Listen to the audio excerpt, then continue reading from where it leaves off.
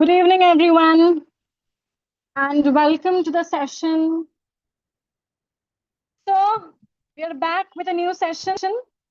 I hope all of you are doing great and studying really well for your upcoming MPPSC exam. Yes? Okay.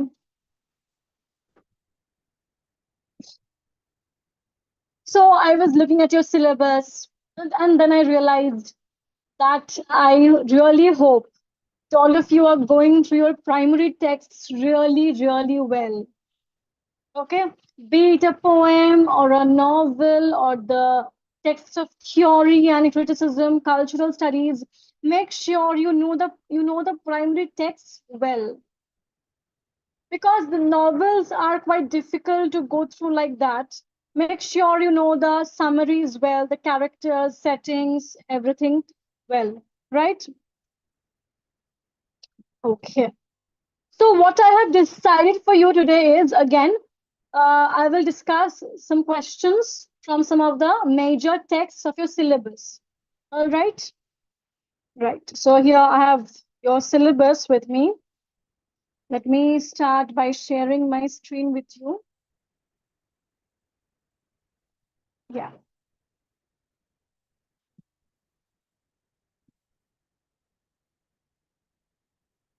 You all can see the screen, right? Okay. Let me open the chat box. I want to see your chat as well. Yeah, we are live. Good evening, and welcome to the session.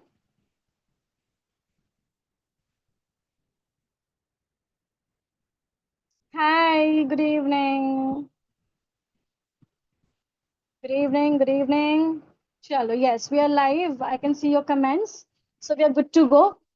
Chalo, so let's move on to the first question for tonight. What term does John Donne use in the poem Valediction Forbidding Mourning to describe the unrefined earthly love of ordinary couples that relies entirely on physical presence? Good evening. Tell me, this one. Which term is used by John Donne in the poem A Valediction Forbidding Mourning to describe the unrefined earthly love of ordinary couples that relies entirely on physical presence?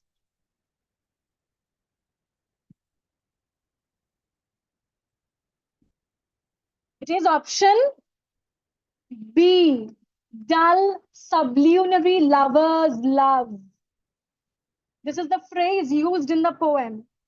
So, in A Valediction Forbidding Mourning, John Donne uses the phrase dull, sublunary lovers' love to describe ordinary relationships. He argues that because their love is sublunary, meaning beneath the moon, or strictly earthly or material, and relies entirely on physical proximity, it cannot survive separation. In contrast, he elevates his own spiritual mind to mind connection with his beloved, which can withstand physical distance. Okay, clear? So, it's a reminder for you all again to read the poem thoroughly.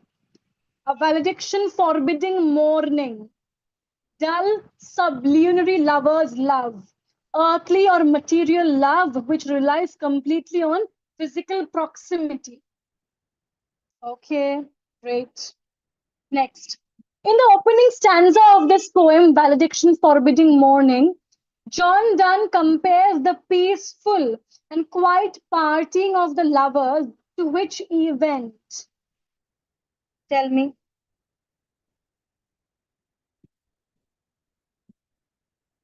In the opening stanza of this poem, Valediction Forbidding Mourning, John Donne compares the peaceful and quiet parting of the lovers to which event? Again, it's directly from the poem itself, this line, right? It is compared to The mild passing away of virtuous men who pass away without any drama in a peaceful, dignified way. Okay? The mild passing away of virtuous men. Yes, option C is correct. It is compared to the mild passing away of virtuous men. Very good. Next.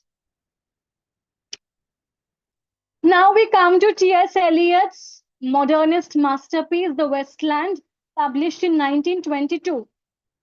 Which literary figure or text serves as the source of the Greek epigraph for the Westland? To put it easily, T.S. Eliot's The Westland borrows its epigraph from which source? T.S. Eliot's The Westland borrows its epigraph from which source? Borrows its epigraph from Petronius's Satyricon. Yes, very good. T.S. Eliot's The Westland borrows its epigraph from Petronius's Satyricon. Petronius's Satyricon. Very good. Next. Which section of the Westland draws its central thematic title and underlying philosophy from Lord Buddha's discourse in the Aditta Pariyaya Sutta? As we all know, the Westland has 5 sections, right? The burial of the dead, a game of chess, the fire sermon, death by water, and what the thunder said. Am I right? Yeah. So the Westland by T.S. Eliot has 5 sections. The burial of the dead, a game of chess, the fire sermon, death by water, and what the thunder said. These are the 5 sections of this poem. So which section of the Westland draws its central thematic title and underlying philosophy from Lord Buddha's discourse in the Aditta Pariyaya Sutta? Yes, it is the fire sermon. The fire sermon. Very good. The fire sermon. T.S. Eliot's modernist poem, The Westland, draws the title and guiding philosophy for its 3rd section, the fire sermon, directly from the Aditta Pariyaya Sutta, often titled as the fire sermon. In this famous discourse, Lord Buddha taught his followers that all human senses and experiences are burning with the fires of lust, hatred, and delusion. And T.S. Eliot, who was greatly inspired by the uh, philosophy of Hinduism, by the philosophy of Buddhism, he uses this philosophy to frame the spiritual decay and uncontrolled sensual desires of modern humanity. Right? He uses this philosophy to frame the spiritual decay and uncontrolled sensual desires of modern humanity. Clear? Yes. Okay. Next. Which critical concept is specifically associated with John Keats's capacity to remain in uncertainties, mysteries, and doubts without any irritable reaching after fact and reason?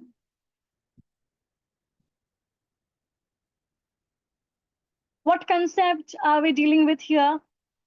Which critical concept of John Keats are we describing here?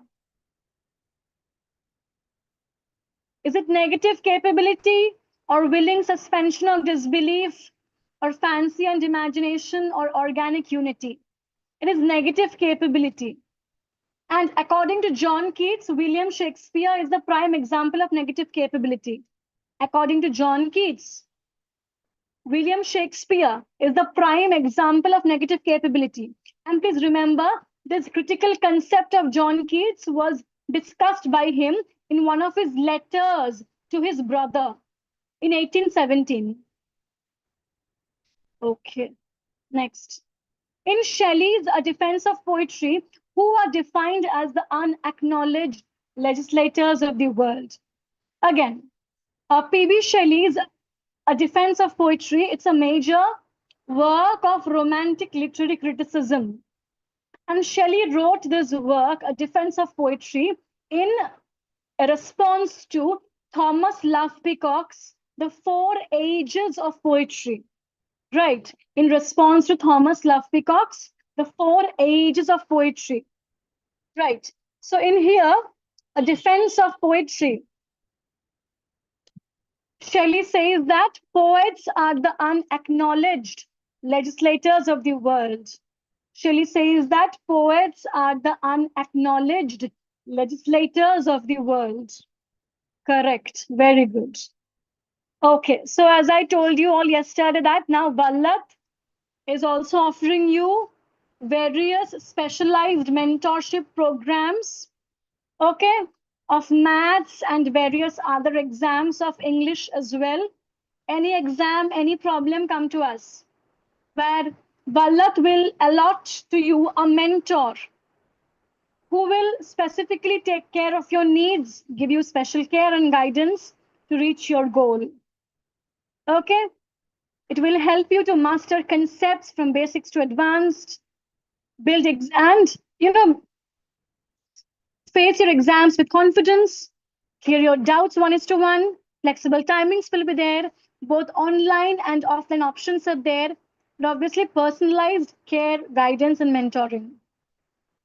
So if you have any doubt, any issue, anything, just come to us. All right. The numbers are there on the screen where you can contact us if you want to take mentorship. Okay? Sure. In the preface to lyrical ballads, how does Wordsworth specifically define the concept of a poet? Okay, so another question from literary criticism.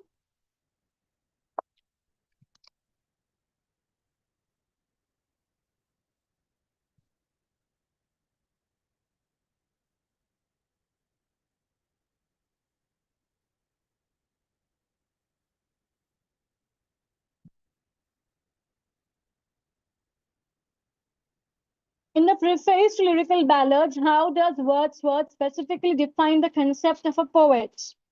Very good. As a man speaking to men, endowed with a more lively sensibility, more enthusiasm, and a comprehensive soul. Very good. Right. Next. Which specific book and author does Wordsworth quote in the preface to lyrical ballads to critique the use of artificial and elevated language in poetry? Tell me.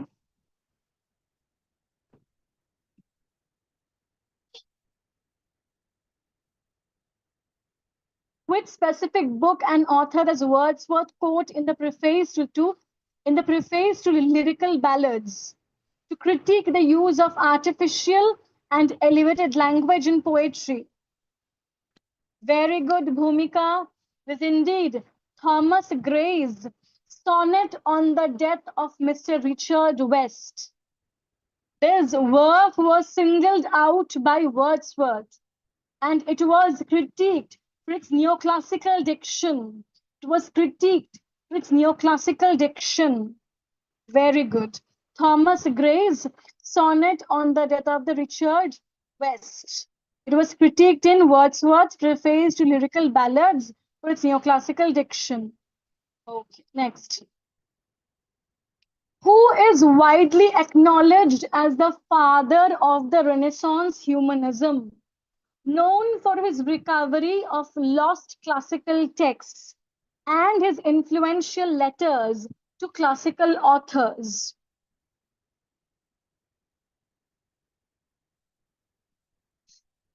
Have you all liked the session? Yes, have you all liked the session? Are you all enjoying these questions? Are you all enjoying answering these questions? Are you all enjoying this discussion? Are the questions nice? Tell me something. Tomorrow there will be paper 1 session by Jobin sir. All right. You have paper 1 in MPPSC also, right? You have paper 1 in MPPSC also, the general paper. Right. So tomorrow there will be a session on general paper by Jobin sir from 9:30 p.m. onwards. Okay. All right. So yes, it is a Petrarch. Petrarch is known as the father of Renaissance humanism, known for his recovery of lost classical texts and his influential letters to classical authors. It is indeed Petrarch. Thank you. Okay. So it is Petrarch. Very good. Next. Renaissance humanists heavily relied on the educational and cultural program known as Studia Humanitatis. Which of the following disciplines were typically included in this curriculum? Because please remember, the main agenda of Renaissance humanist education was to create well-rounded individuals who were well imbibed, who were well accustomed, and in whom were inculcated the values of Renaissance humanism. Right. So, which disciplines were typically included in the curriculum of Renaissance humanism? Yes, very good. Grammar, rhetoric, history, poetry, and moral philosophy. As you all know, this Renaissance humanist education was also aimed at making good courtiers, good knights. The idea of the gentleman was very prevalent back then, the idea of the courtier, right? So tell me, who wrote the book of the courtier? Because the agenda of this Renaissance humanist education was to make perfect gentlemen, to make perfect courtiers out of them. Right. So who wrote the book of the courtier? Who wrote the book of the courtier? The book of the courtier means court ka courtier. Courtier in the court of the kings or the queens. The book of the courtier is by Baldassare Castiglione. The book of the courtier is by Baldassare Castiglione. It's a major book of the Renaissance period. Baldassare Castiglione. Then tell me, who wrote The Schoolmaster? Again, a major work of this period. Who wrote The Schoolmaster? The Schoolmaster is by Roger Ascham. He was the tutor to Queen Elizabeth I as well. Roger Ascham wrote The Schoolmaster. The Schoolmaster. Okay? Right. Okay. Girish Karnad. Now we come to Indian literature. Girish Karnad employs a specific folk theatre technique characterized by a half curtain used for sudden appearances and transitions in Hayavadana. Which traditional Indian dramatic form is this reminiscent of? Tell me. All of you know about the play Hayavadana by Girish Karnad. In Hayavadana,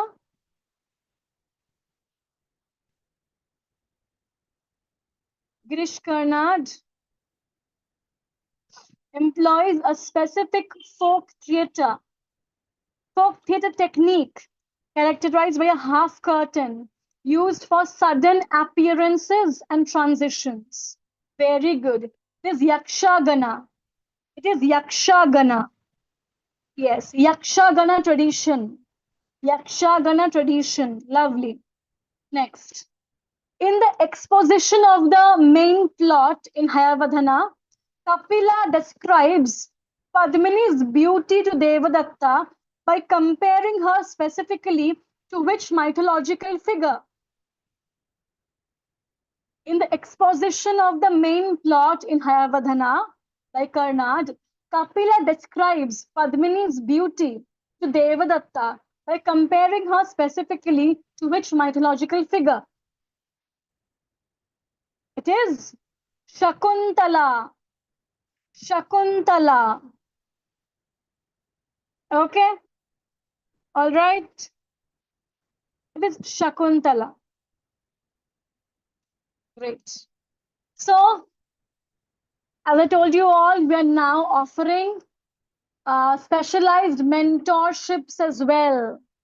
Be it maths or any English exam, if you want 1:1 mentorship, where you want a mentor to specifically guide you, care for you, and make you reach towards your goal. So you can join us for our mentorship programs as well. All right. So that's all from our side for tonight. I really hope you guys loved the session and enjoyed answering these questions.